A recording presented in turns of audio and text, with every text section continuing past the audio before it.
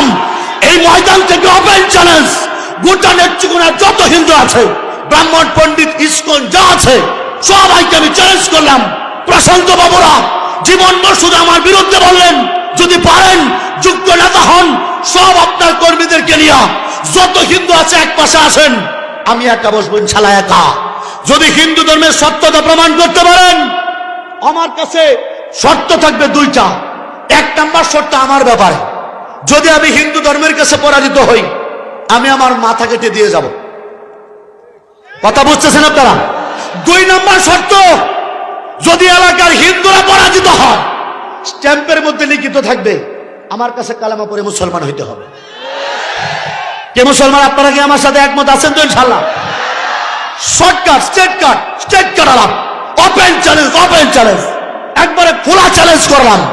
বাজান, আমি হিন্দু থাকতে দেখেছি অসংখ্য লাশ আমি হাত দিয়া পোড়াইছি, অসংখ্য হিন্দুদের কাপড় চুপড় জিনিসপত্র গুলা এইগুলো আমরা চিতার মধ্যে পোড়াই দিয়েছি। আমার বাবা যখন মারা গিয়েছে, আমার বাবার কাপড় চুপড়ও আমরা চিতার মধ্যে ফেলে দিয়েছি, বালিশ তুষক সব ফেলে দিয়েছি। কিন্তু মজার ব্যাপার কি জানেন? তুষক বালিশ ফালাইলাম, কম দামি স্যান্ডেল ফালাইলাম, জামা শাড়ি ফালাইলাম, কিন্তু আমার প্রশ্ন, গোয়ানাথ বাবু যে দোকানে মারা গেল, গোয়ানাথ বাবুর দোকানের মধ্যে 10 লাখ টাকার নগদ ক্যাশ ছিল, গোয়ানাথ বাবুর চশমাটা পুরাইলো, নগদ ক্যাশ তো পুরাইলো না। কি আমার কথা বুঝতেছেন নাকি?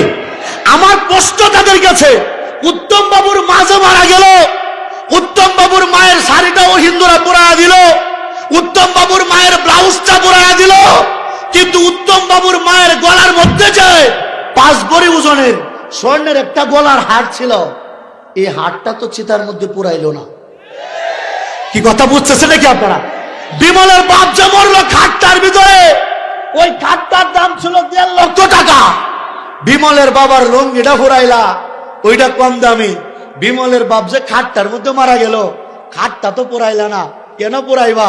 ওইটা তো বেশি দামি। তার মানে বোঝা যায় তোমাদের ধর্মটা সময়ে সময়ে পাল্টায়, গিরগিটের মতো পাল্টায়। শুধু আমি ওয়াসিক বিল্লাহর একার দোষ, আমি সত্য প্রকাশ করলেই দোষ। সত্য প্রকাশ করলাম না, এই উত্তরগুলা দেওয়ার মতো হিন্দু এখনো ভারত বাংলায় জন্ম হয় নাই। কথা বলেন ঠিক কিনা? আমার হযরত, আমার শায়খ মুর্শিদ আল্লামা আব্দুল হক সাহেব হুজুর, আলহামদুলিল্লাহ, উনি কিন্তু আপনাদেরকে একটা কথা বলে দিয়েছে যে হিন্দুদের শেষ কথা হলো লা ইলাহা ইল্লাল্লাহু মুহাম্মাদুর রাসূলুল্লাহ। উনি তো মুরব্বী মানুষ, বলছে অনেক হিন্দুরা বলবে এটা মিথ্যা কথা, এটা আমরা বিশ্বাস করি না। আমি বলবো, আমি হিন্দুর বাচ্চা, স্পষ্ট বলছি এটা 100% সত্য। হ্যাঁ, এটা সত্য, সরাসরি আরবিতে বলে না, এটাকে ঘুরায়া ফেরায়া সংস্কৃত ভাষায় বলে। একটু বলে দেবো নাকি? প্রকাশ করে দেবো নাকি? শেষ মন্ত্রটা প্রকাশ করে দেবো নাকি? মুসলমান হিন্দু ব্রাহ্মণ ঠাকুর যারা আছে, এরা মানে সবসময় মনি ঋষিদের, সমস্ত মনি ঋষিরা এরা একত্রিত হইল বেদ লেখার সময়। আমাদের যেমন প্রধান ধর্মগ্রন্থ কোরআন, হিন্দুদের হলো বেদ। এই বেদ হলো 4 প্রকার: ঋগ্বেদ, সামবেদ, অথর্ববেদ, যজুর্বেদ। এই প্রত্যেকটা বেদ দেখার পরে হিন্দু মনি ঋষিরা চিন্তা করলো এই বেদের তো একটা মূল মন্ত্র দরকার। যেমন ইসলামের একটা মূল কথা আছে লা ইলাহা ইল্লাল্লাহু মুহাম্মাদুর রাসূলুল্লাহ। তাহলে আমরা যারা হিন্দু, আমাদের হিন্দুদের তো একটা মূল মন্ত্র লেখা দরকার। এই মূল মন্ত্র ব্রাহ্মণ ঠাকুর লেখার জন্য মনি ঋষিরা হিমালয় পর্বতে গিয়া ধ্যানমগ্ন হইল, গবেষণা করতে লাগলো, বিভিন্ন নবী রাসূলদের কাছে ঘুরতে লাগলো। ঘুরতে ঘুরতে ঘুরতে ঘুরতে হিন্দুদের আসল মন্ত্রটা তারা পাইল। কিন্তু মজার ব্যাপার হইল, এই আসল মন্ত্রটা এটা যদি সরাসরি বলে দেয়, একটা হিন্দু আর হিন্দু থাকে না, হিন্দু থাকে না। বলতে পারেন কেন? এটা শুনলেই বুঝবেন। ব্রাহ্মণ মনি ঋষি কি করলো? হিমালয় পর্বত থেকে নামলো, সবার চেয়ে বড় মনি, সবচেয়ে বড় যে ঋষি, ওই ঋষি ভাই করলো কি, উনি একটা উঁচা টিলার মধ্যে উঠলো। উঁচা টিলার মধ্যে উঠে সমস্ত হিন্দুদেরকে, বড় বড় পণ্ডিতদেরকে ডাক দিল গোপন বৈঠক। উনি চিৎকার করে গোপন বৈঠকে বলতেছে লা। কি বলতেছে? লা। এই কথা শুনে অন্য ঋষিরা বলে এই লা মানে, বলে লা মানে নাই, লা মানে নাই। অন্য ঋষিরা জিজ্ঞেস করে কি নাই? বলে ইলাহা। বলে অন্য কোন উপাসনাই। বলে কিসের উপাসনাই? বলে লা ইলাহা ইল্লা, লা ইলাহা পরম পদম, অর্থাৎ পরম পদের মতো অন্য কোন উপাসনাই। বলে তাইলে আছে কেনা? বলতেছে ইল্লা ইলাহা, আছে শুধু আল্লাহ। জোরে বলেন আল্লাহু আকবার। হিন্দুদের মন্ত্রের মধ্যে স্পষ্ট বলা, ও নেত্রকোনার হিন্দু ভাইয়েরা 16টা বছর যাবৎ আমি ওয়াসিক বিল্লাহ কালেমার দাওয়াত দেই বলে নেত্রকোনার হিন্দু ভাইয়েরা আমার নামে কত নালিশ করলাম, পুলিশের কাছে কত কমপ্লেন করলাম, ভারতের কাছে কত বিচার দিলা।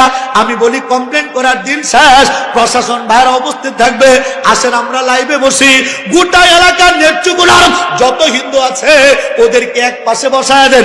সবচেয়ে বড় প্রোগ্রাম হয় মইনপুর এলাকায়, মইনপুরের মাঠটা অনেক বড়, মইনপুর মাঠের মধ্যে গোটা নেত্রকোনার হিন্দুরা এক পাশে থাকবে। আমি হুজুরদের দোয়া নিয়া, আপনাদের দোয়া নিয়া একা বসবো ইনশাআল্লাহ, একা। আমি চ্যালেঞ্জ করলাম এই ময়দান থেকে, ওপেন চ্যালেঞ্জ, গোটা নেত্রকোনার যত হিন্দু আছে, ব্রাহ্মণ পণ্ডিত ইসকন যা আছে সবাইকে আমি চ্যালেঞ্জ করলাম। প্রশান্ত বাবুরা জীবন শুধু আমার বিরুদ্ধে বললেন, যদি পারেন যুক্ত নেতা হন, সব আপনার কর্মীদেরকে নিয়ে যত হিন্দু আছে এক পাশে আসেন, আমি একা বসবো ইনশাআল্লাহ, একা। যদি হিন্দু ধর্মের সত্যতা প্রমাণ করতে পারেন, আমার কাছে শর্ত থাকবে দুইটা। এক নাম্বার শর্ত আমার ব্যাপারে, যদি আমি হিন্দু ধর্মের কাছে পরাজিত হই, আমি আমার মাথা কেটে দিয়ে যাব। কথা বুঝতেছেন আপনারা? 2 নাম্বার শর্ত, যদি এলাকার হিন্দুরা পরাজিত হয়, স্ট্যাম্পের মধ্যে লিখিত থাকবে আমার কাছে কালেমা পড়ে মুসলমান হইতে হবে।